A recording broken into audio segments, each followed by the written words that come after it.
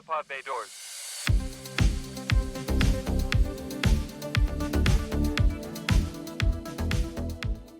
Greetings and welcome to another exciting episode of the Cinematic Travelers Podcast.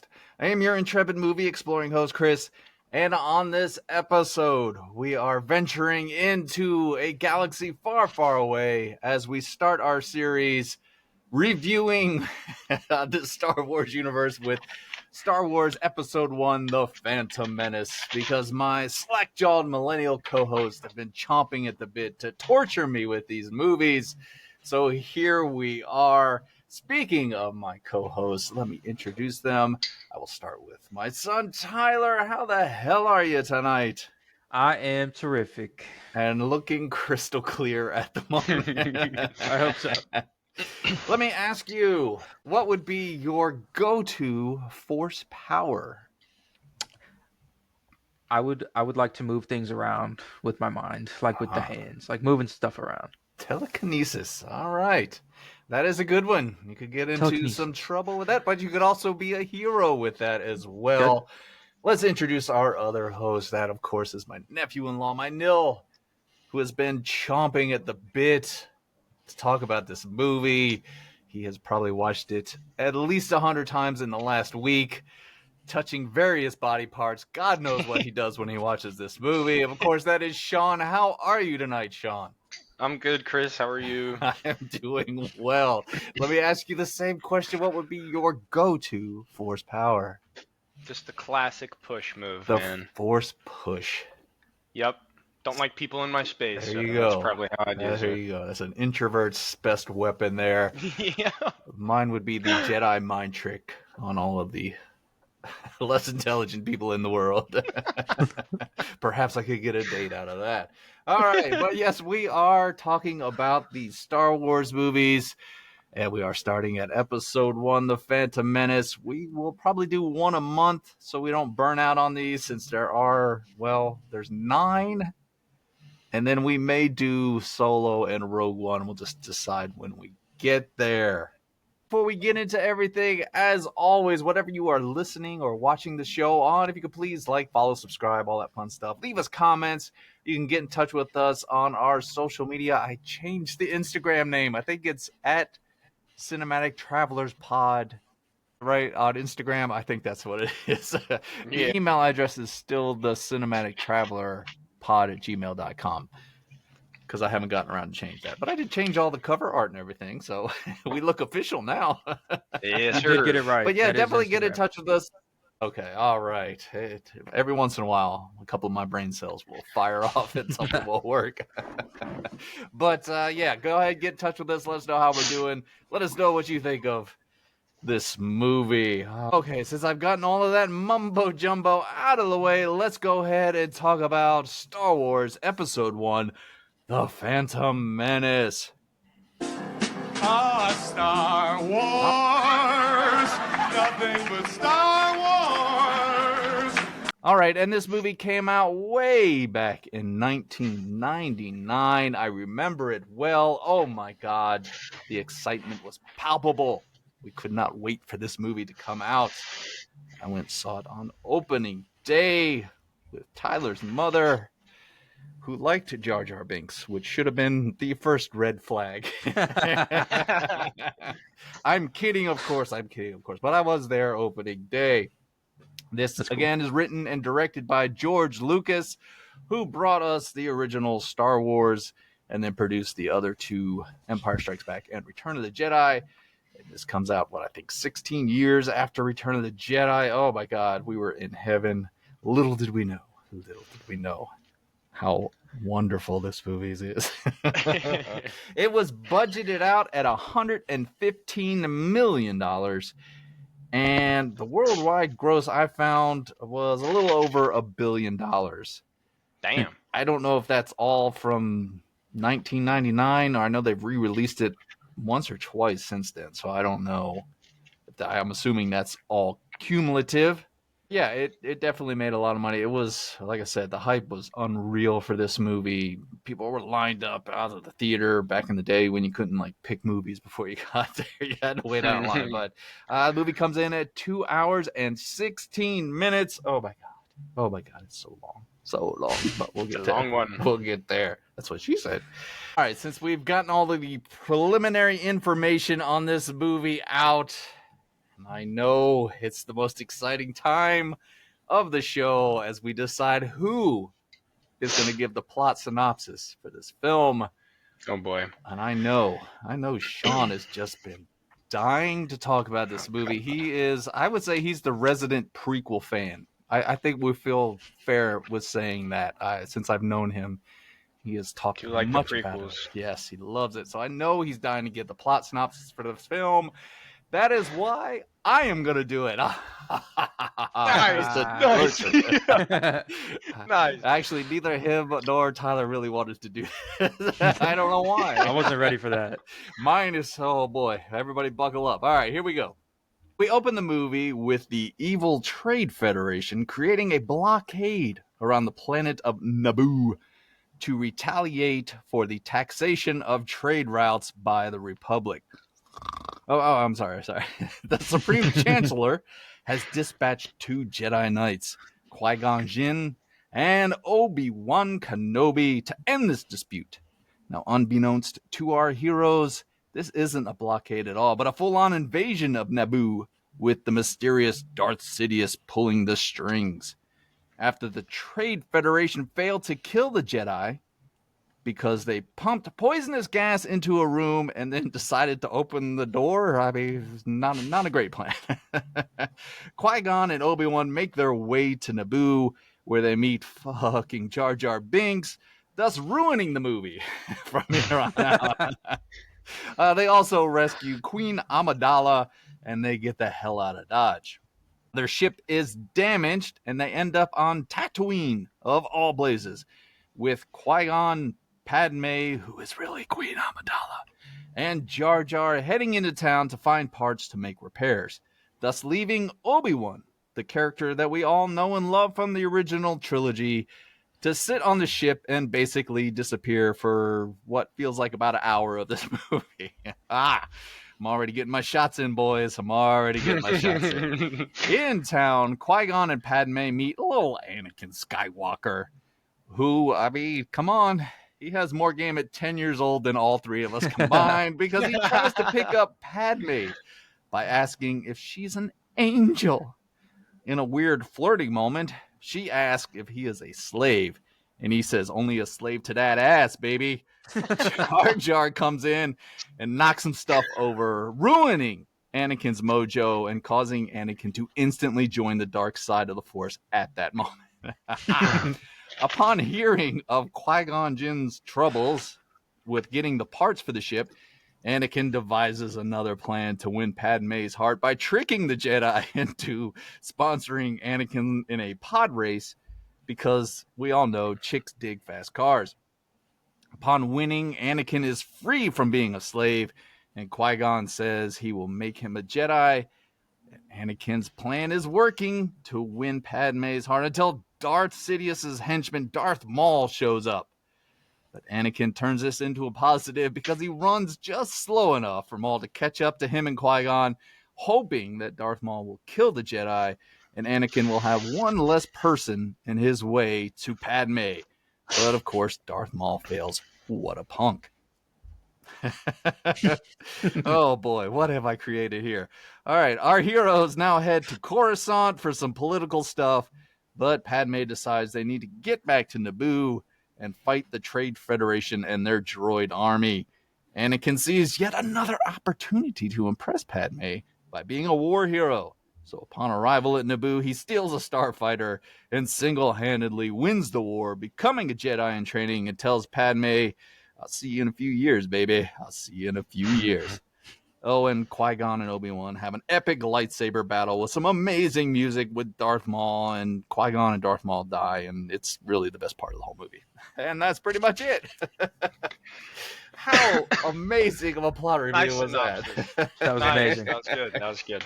All right, so with that out of the way, and hopefully you are all still listening, at least maybe one or two of you have hung on for a little bit, we are going to break this movie down into the positives and the negatives of the film, and then we will give our overall verdicts at the end. So let's go ahead and talk about the positives of Star Wars Episode 1, The Phantom Menace.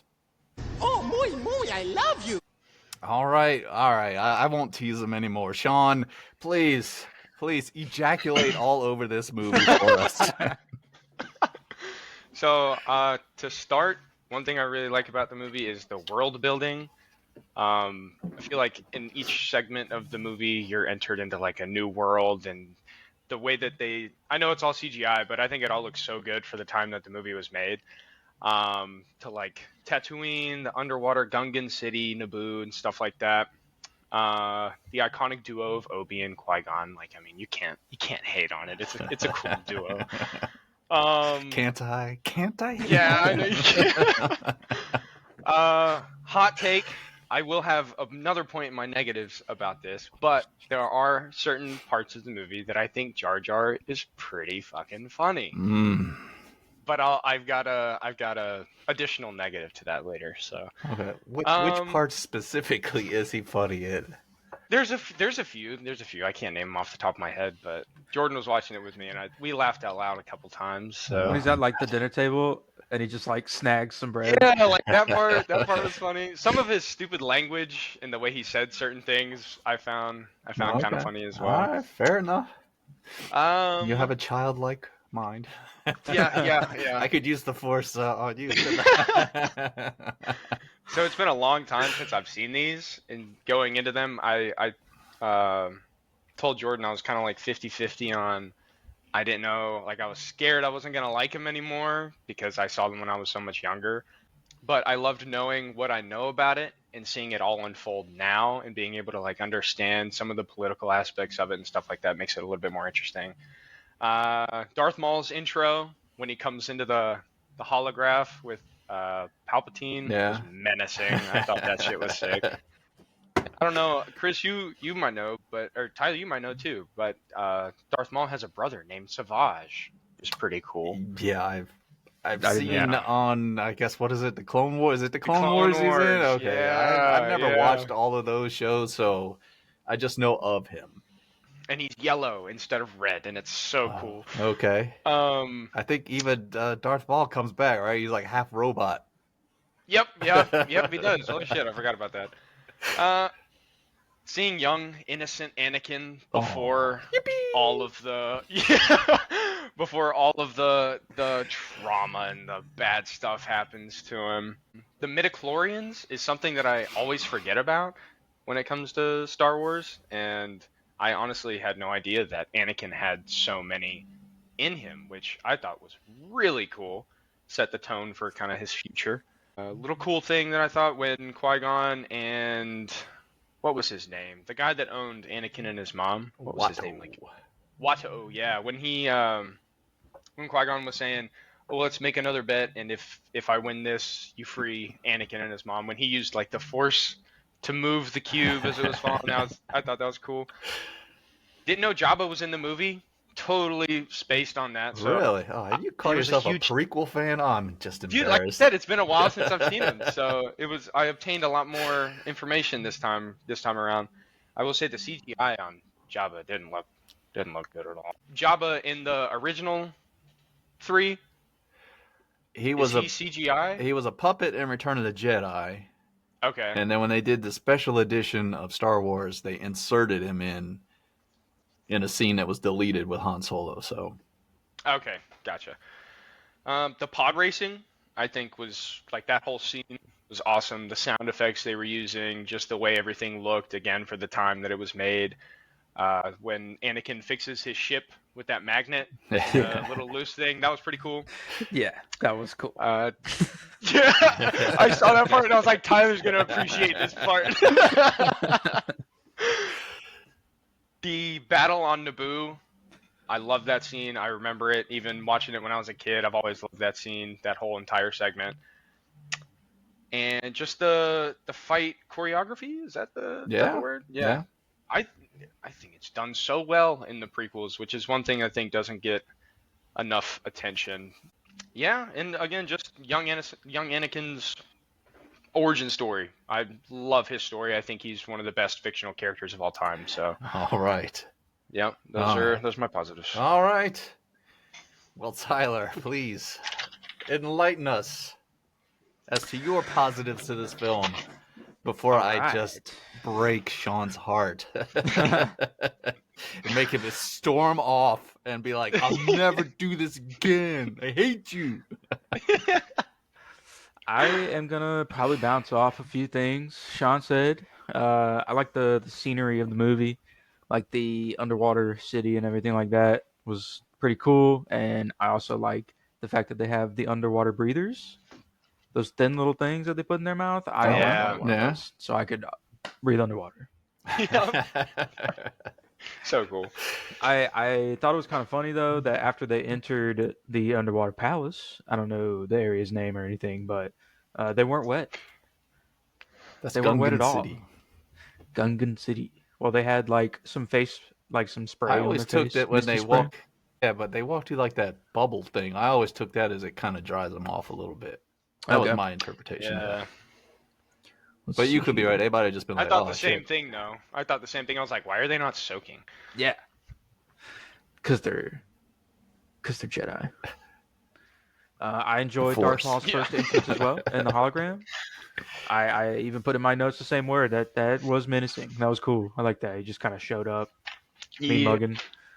And I really liked when Darth Maul first activated his lightsaber during the fight. And it's like one comes out, and then Oh, it gives yeah. about a half second, and the other end comes out. And I was like, that is sick. I like that. Yes, in 1999, we all lost our minds when that happened. Oh, I bet. The pod racing, I mean, I'm a huge fan of racing and cars in general, so that was just, that was a good scene. Felt like I was watching F1.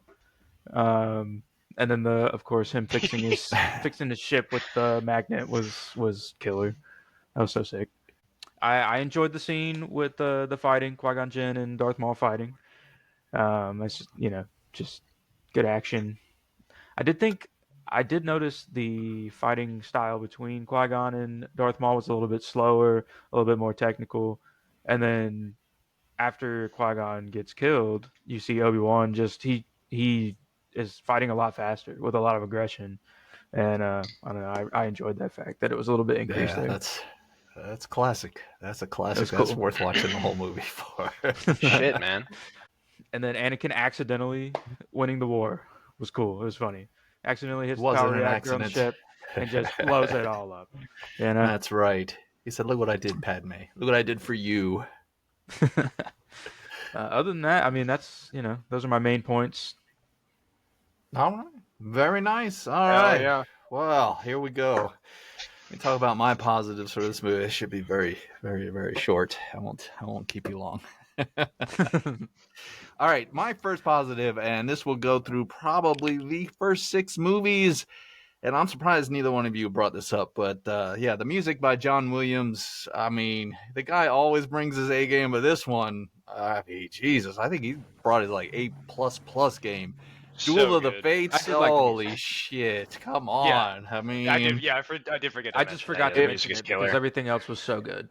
all right, fair Yeah. enough. All right, Yeah. Duel of the Fates gets you fired up no matter what. It's actually on one of my playlists for the gym, and when it comes on, I'm just like, oh, I want to fight somebody in this gym. But yeah, even there's some little hints of other music that you hear later on in the trilogy. Like there's some Imperial March here and there. I think there's a little bit of the Emperor's theme in one moment or whatever. But yeah, there's a little callbacks, but there's also great new music in it. And I'll probably say that for each, like I said, each of the first 6 movies. And I will say the prequel, he knocks it out of the park with all these movies. So that is a positive without a doubt. I mean, watching it again this time, it actually kept me entertained through the Hell movie yeah. because I was just so much into the music. I was like, God, that's so good. Why is this Yeah. movie? It doesn't deserve this. I will also piggyback off of some of the stuff that Sean said with the world building, the look of the movie. But yeah, the world building, which I guess when we get to the sequels, All right, we won't get that far, but that is one thing that Lucas, I think, was good at with the prequels as well as the original trilogy, was that he had a very good sci-fi vision where he could Mhm. put things in there that made you feel like you are in a different world, a different environment. You have all these different cities like Naboo, which feels kind of familiar, but also it does have that sci-fi element. And then you got the Gungan city, Tatooine. I'll get to later because God, we're all Tatooined out at this point. But and then you go to Coruscant, which is a really another world building thing to see the center of this republic and what it is, and this big Yeah, city and on Coruscant. the layers of the traffic blowing through. Plus all the creature effects; those always look great. I like the weird. What are they called? Are they the Nemoidians or whatever? The Trade Federation guys, and they got that one guy sitting in the seat. He's got like metal cups on his eyes and some shit on his mouth and stuff. Like that is so cool and weird, all at the same time. It's like that is a great way to bring you into this sci-fi. And plus Darth Maul, I mean, he looks great. There Yeah. was, if I remember right, So good. originally, because he came and he went to the artist, Lucas went to the artist and was like, give me your worst nightmare. And one guy had one that was like I remember seeing it in the behind the scenes stuff. It was like a woman and she was scary as shit, but it was too scary. So it was like, oh, tone that down. And that's how they came up with Darth Maul. But yeah, you could tell he's sinister just from the start. If he looked like that as a child, he knew he was going to grow up to be a villain. So you get the ships with the new, was the Naboo fighters and the that ship they fly in, the Queen's ship that's all silver. And it's just a Clean cool ship. look. I give Lucas credit.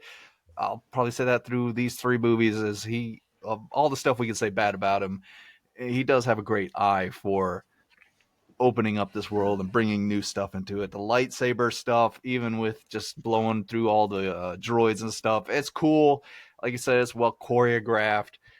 Ewan McGregor looks like he's having a blast just swinging around, hacking everything up. And then, of course, you get the epic battle at the end, which, I mean, come on. As I mentioned, that's worth just watching the movie for and sit through all the bullshit just to watch that. Especially, like you said, when Obi-Wan comes out from the behind that red wall and he's ready to kick some ass. It was Oh, yeah. That's some great rage. fighting right there. I was like, shit, they were really going at it here. So yeah, all of that stuff is really great.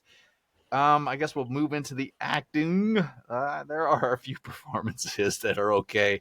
Liam Neeson as Qui-Gon, he's pretty much solid throughout the movie, as he is kind of our hero in the movie, or at least the main protagonist. He's the one driving the story. So he does bring across as the stoic Jedi, but he also has his conflict with the Jedi Council. Even when he's teaching Obi-Wan stuff, he's like, okay, yeah, that's what the Council's saying, but when you're out here, you gotta feel the Force and where you're going and all that, trying to be mindful of everything. I like Ewan McGregor as an actor. I liked him before this. When he got hired on, I was like, oh, that's so great, because I knew him from Train Spotting and something else, but and you could tell he's having a lot of fun. Not to go too much in the back behind the scenes stuff, but they used to have to make him stop making the lightsaber sounds because it would mess up scenes, because he would be Yeah. swinging around. He used to break a lot of them too, or something like that. But yeah, he's having a lot of fun. So that does, when he's in the movie, that does come across. Unfortunately, well, we'll get to that later. And I will always like Ian McDermott as Palpatine, the Emperor, Darth Sidious. That guy he knows how to play bad guy, and he loves being evil. And this one's pretty cool because you see him as trying to be the nice guy and being the good guy, but he also has some little grins where you're like, yeah, I know what you're thinking, you little bastard. Working the system. Yeah. I will also agree the pod racing scene is very well done. I think this, again, goes back to George Lucas. He, like Tyler, loves cars. He has a big car collection, and he was big into all that when he was growing up. So that really kind of shows here, where he's got all these different designs. All the aliens have different designs that are driving them and unique features. And then the sound design with each of them, because when they pass by, you hear, Anakin's as opposed to Sebulba and all that. Yeah. I noticed Did you that know too. that Anakin's pod racer was actually built out of an old Maserati racing car? I did not know Really? that. The cockpit That's was made sick. from a Maserati racing car in like Awesome. the 1960s or something like that. That's sick. Cool. That's cool. All right, look at there. That's pretty cool. Plus, like, yeah, Sebulba. I like Sebulba. I didn't, it's been so long since I watched this movie, and then as I'm watching Sebulba, I'm like, man, he's kind of cool. He like flirts with the ladies. He talks shit. I'm like, I He's a kinda cool like character, him. yeah. I didn't want him to lose. I also like the Tuscan Raiders when they were taking pot shots at the That's for pod fun. racers going by. Great great shot. Another great shot of the movie was when Anakin's in his pod racer and he kind of gets forced onto that exit ramp kind of thing and he floats up. Mm-hmm. I love the way the camera kind of moves around his pod racer and then he kind of Yes. floats down. That's a great shot. But yeah, very exciting stuff. Much needed at that point in the movie. So those are kind of all of my positives. See, I found some good stuff in there. Hell yeah. You didn't think Hell I yeah. was. But now we're getting to the fun stuff. So let's go ahead and talk about the negatives of Star Wars Episode 1, The Phantom Menace. I move for a vote of no confidence. And Sean, take it away. I know you won't have any. Not one. I've got a few. I'm shocked by this. So like I said earlier, Jar Jar was funny at times, but he can also be a lot at times. Like, I don't think he had to be in the whole movie. Like, he could have been like, out of all the parts, he could have been in the first part, maybe a little bit of the second part, but he didn't have to be in the whole thing. So I think that kind of dragged out a little bit, and some of the humor just didn't land at times. Some of the dialogue between some people feels awkward and stiff. Like Anakin's mother is one of the biggest ones. I mean, it just wasn't that good. You could tell that I don't know if she had any experience, but yeah, some of the dialogue just awkward and stiff. And it does drag a bit at certain points, but I don't mind that. I don't mind like the buildup of this world, and it's more of like just a nitpick really, but it does drag a bit at some points. And that is all of my negatives. Oh my god. Oh my Don't god. have many. Of course not. Here comes Tyler. He's going to have even less. Take it away, Tyler. I would say I agree about Jar Jar. I think he was in the movie a little too much. Yeah. I mean, they gave him his own character arc.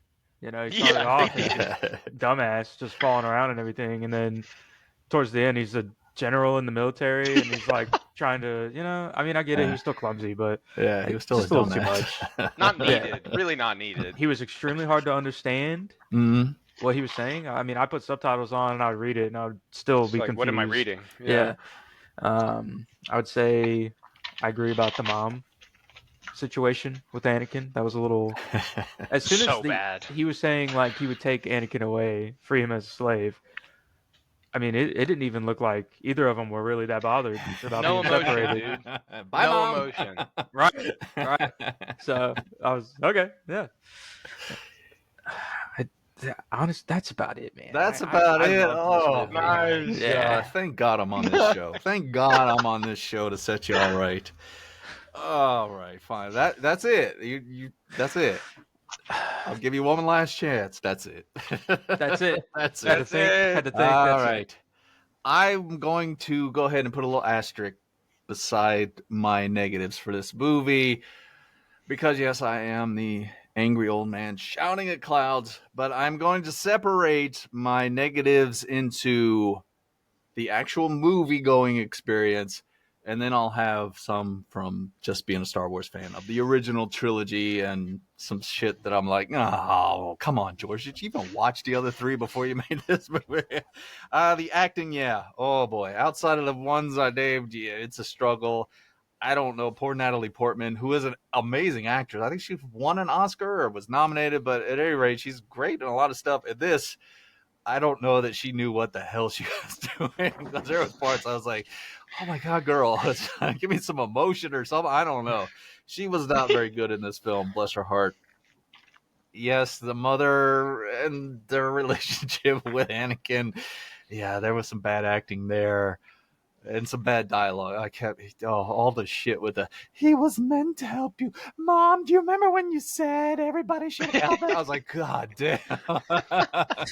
We get it, George. We get it. But yeah, there was a lot of bullshit there. Also, just different. Like Samuel L. Jackson, you got Samuel L. Jackson in this movie, and he was boring as shit sitting in his chair. I know he's supposed to be stoic Jedi, but I'm like, could you make maybe some exceptions because he's Samuel L. Jackson? Give him a little life, which we will get into more as these movies progress. We'll say, as much as I like Ewan McGregor as Obi-Wan Kenobi, and he's probably the fan favorite of the prequels, or at least the one that stands out. Maybe Anakin. I don't know how you can. Oh, it's so Whatever. Anakin. But anyway, I hate that number one, they just stuck him on the spaceship. And they were like, okay, Yeah. peace out. I'm like, he's the guy we're all here to see. He's the one we know from the other movies. So, yeah, I don't like that he got sidelined so much. They could have done something different with that. I think in an early draft, he was supposed to be the main Jedi, which would have made more sense. Just to piggyback off of that, which would have been really cool, and he could have been the character to do it, but this movie doesn't have that cool character like Han Solo.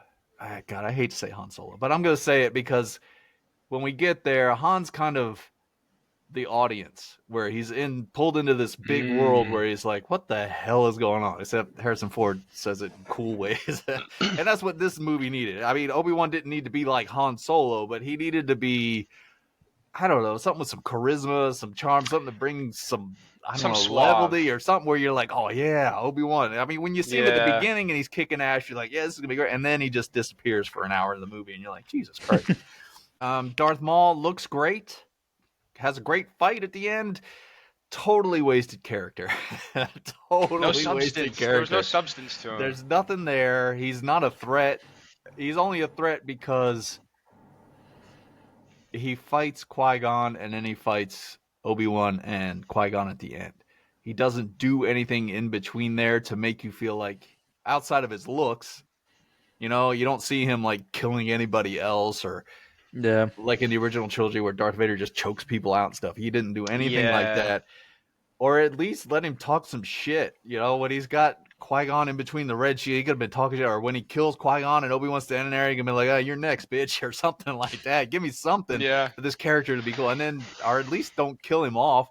And then maybe in the next movie, he could have had more of a character. So as cool as he looked and as great as he was in his fighting and everything, just a wasted character. Now, into the more technical side, there are some serious editing issues with this movie. Oh, God, the pacing. There are times where there are scenes that feel like they should end, and that you just keep watching people walk up to a door, or you watch them walk into a spaceship, or walk out. So I'm like, George, you could have trimmed it up here. This thing's 2 hours and 16 minutes. We could have dropped probably 20 minutes of just people walking extra that didn't need to. Or like, when they sit down and they get the drinks at the beginning when they're waiting in the spaceship and they're like, oh, you want some refreshments? And it shows them just getting poured. They got the drinks and they're drinking. I'm like, I don't need to see all of that. I get it. You showed a robot coming with it. I get it. I can put those two together. So there are a lot of issues there with that. I don't know which one I should hit first that drove me the most crazy with this movie. Let's say, all right, I'll talk about Jar Jar. Yeah, he's annoying. He's annoying. That's all there is to it. I don't know what else to say. Technically, from a technical side, he was amazing in 1999. I think he was one of the first fully CGI characters. But yeah, I don't know why his character was such a buffoon, like talk like that. You could have made him like the other Gungans seemed like they were kind of, I don't want to say badasses, Intelligent. but at least they look like they could fight or something. You know what I mean? Make him like They that. talked a little bit better too. Yeah, you could have made him a warrior that got kicked out or something, so he'd have been a little more enjoyable. Finally, my biggest negative as far as a movie-going experience, there's just no urgency in this movie. It never feels like it's got like a pulse, or it doesn't feel like we're racing towards anything. There's a lot of like, at the beginning, when they first get to Naboo, I was like, okay, this is cool. They're killing everything and killing the robots and they're saving, and we're moving along a pretty good clip. And then you hit Tatooine and this movie just stops until the pod race. There is nothing going on. Then they do the pod race and then it stops again because we got to see Anakin and his mom.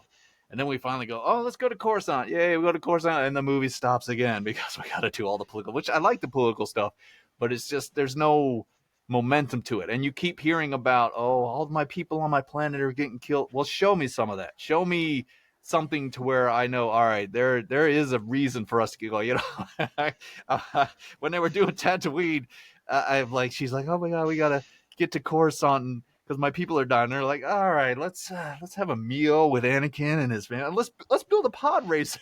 I'm like, there's people dying on this planet. Shouldn't you be in a hurry doing something? You're a Jedi Knight. Just go take the shit and get the hell out of there. So yeah, I wish there would have been more of a ticking clock, or maybe if it was better edited to where you felt like there was some sort of urgency that we were getting somewhere. Instead, you feel like when the movie gets momentum, something happens and it just stalls, and then you get a little more money and it stalls, and then finally, I will give the movie credit. The ending with all three of those action pieces going on, the fighter jet or the starfighter, and then you got the battle on the ground and the lightsabers. That's really well paced and that's energetic. That's why you kind of leave the movie where you're like, yeah, all right, that was fun. On the fan side, some of this stuff is just nitpicky stuff. I will say I'm probably going to regurgitate stuff that's been said on 1,000 other YouTube videos or whatever, but I never understood why they wear the robes that they do. I always thought they should have like a uniform, because in the original Star Wars, Obi-Wan Kenobi is dressed in robes and in that same outfit, but it's supposed to be like a disguise on this planet with all these people, and then now I think they all dress like the that guy. I think the robes are sick. I wish they'd had a uniform. Again, Tatooine, we've been there how many times? Of course, I don't know if I'm going to criticize the movie that much. That's sort of a Disney Star Wars thing. It feels like every show ends up on Tatooine again. Midichlorians, I didn't care for that. Some people like it, some people didn't. I preferred the Force to be more mystical. I didn't really want to know what it was other than what was explained to me in the original. I know I'm an old man screaming at class, but I liked that it was just this mysterious thing that only certain people could harness. Like you're just born with it somehow. Yeah, you were take some of the magic out of it. Yeah, when you go, oh well, you got a fucking disease or something. How many midichlorians do you have? Yeah. Over 20,000. Oh my god, not 20,000. Is that a lot? I don't know. I think Anakin was too young for the movie. I think they should have aged him up a little bit, especially when he's flirting with Padme. But yeah, I didn't want to see Darth Vader go, yippee! Woo! Yeah. That's pod racing! That's not what I want to see Darth Vader. And that's no criticism of the actor. I know everybody worries about that. I didn't bring up the kid actors. All the kid actors in this movie, outside of what's his name that played Anakin, are terrible. Terrible. Oh my god, his little friends. Oh Jesus Christ! Every time they spoke, I was like, "Please, kill those kids. Darth them all. Wipe them out. Wipe them out. It's coming. It's coming. Wipe them all out." I didn't care for C-3PO being built by Darth Vader. That felt forced. Like, oh, we got to get C-3PO in there somewhere. Let's make Anakin Skywalker build it. So that just feels weird to me. It should have never been that way. It's too connected at that point. I think it's kind of cool. I didn't like it. I was like, oh my god, come on. Yeah, but he builds stuff, and then that's an example of something that he but built. why C-3PO? Yes. Because he's so intelligent. Yeah, I'll give you that, but just build the pod racer. I don't need to see C-3PO in that regard. The Immaculate Conception. That's another thing. There was no father. Yeah, sure there was. I was about to ask. Yeah, about that. Yeah. You could have gave him a dad. Good God, had him killed off or something like that. Let's see, the prophecy of the one. That kind of, I wasn't a big fan of that either. Why not? Oh, I love it all. It makes the movies, I don't know how to explain it. All right, so like in the original trilogy, if you just took the original trilogy and you got rid of everything, which is what I saw as a kid and loved everything, you've got Darth Vader's redemption is just him making this choice to save his son at the last moment and grab hold of whatever good is left in him to save his son. That's how important that was at that moment. He knew he was going to die, but he was going to save his son.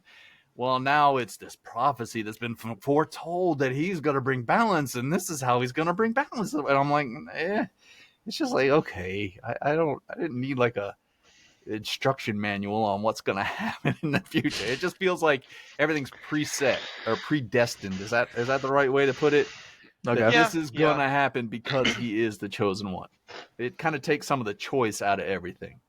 And I didn't care for that. I like the Force in that you will be presented with situations where you can go to the light side and be good, or you can go to the dark side. And it's not Okay. predestined that, oh, Anakin's going to be.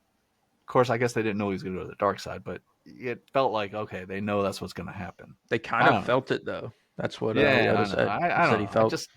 I like the mysteriousness of the Force more than someone explaining it to me. That's true. I think that's kind of all my fan. There's probably a ton of fan issues I could have. We could pick this movie apart. I will say the Yoda talk, and we'll get to that later. But I don't know. We'll have to wait and see because it's been a while since I've seen these movies. But I swear, in Empire Strikes Back, when you first meet Yoda, he does the kind of backward talky stuff because he's trying to trick Luke and see, test him in that regard. So he's acting all goofy. But then once Luke figures out he's Yoda, he doesn't do much of the backward talking anymore. And it feels like he's back doing the backward talking. And I don't know if that's just me, and maybe I'm just reading too much into it, or if Lucas just didn't watch the other movies. But anyway, those are mostly my negatives for the movie and my old man fan hate towards the movie. So I can't wait. I can't wait to get to my final score. Let the hate flow through you. All right, Sean, tell us why you're giving this movie a 10. So yeah, like I said, I love the world building throughout the whole movie. Like you said, the music is amazing. The scenes, the fight choreography, the ending. I'm a huge fan of this movie. Loved it again watching it. I'm glad I watched it again. So I'm going to give it an 8 out of 10. Wow. That's lower than I thought he was going. I thought for sure he was going at least a 9. It wasn't perfect. All perfect. Right. Like I said, it dragged a little bit, but I know which one he's giving a 10. I know exactly which one's getting a 10. I know. That's predestined. It is predestined. The prophecy has foretold that Sean will be the one to give one of the prequels a 10. All right, Tyler, tell me why you're giving this movie a 1. A 1? Obscene. What the hell? Obscene. I loved this movie. I would say, I would agree it's not perfect. I think the CGI was a little bit dorky on the robots. They didn't look very smooth, but whatever. Yeah. I would say I'll give it an 8.5. I'll get a little higher. Yeah. Tyler's generous. Tyler's generous. Unless he doesn't like it, then he ain't gonna hold back. But all right. So we got an 8 and an 8.5 for the Phantom Menace. Oh my god. Yeah. It's nostalgic for me. It's nostalgic. Very. Shit is what it is. It's shit. All right. Shall I bring this party to an end here? This pod is over. Oh, that's the next movie. As much as I picked it apart and I was negative to it, and I am going to go lower than you guys. I don't hate it. I don't think I've ever hated the movie. In fact, when it first came out, I tried to force myself into loving it. But it's got so many. I think the biggest thing, or the two biggest. Well, all right, let's go 3. I keep adding things. Jar Jar, yeah, it was too much. Not enough Obi-Wan, and we really needed a sense of urgency. If there would have been more of that in the film, then I think it would have scored higher. I do think the end elevates the movie because, like I said, he brings those 3 storylines together and all that action. It leaves you with a good taste in your mouth as you walk it out. I am going to go... Oh, shit.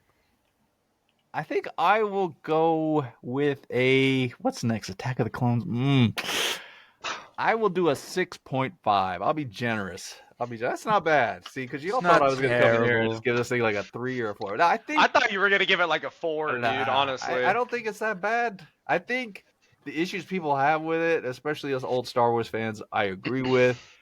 But I think just from a movie-going experience, I think if he'd have just tightened the movie up and made it move faster, I think it would have been much higher. But the stuff that he brings to the movie, all the new sci-fi stuff and the action and, like you said, the lightsaber choreography, that's fun to watch. The music, of course, all that stuff. So it's not wholly unentertaining, but yeah, it definitely needed some love.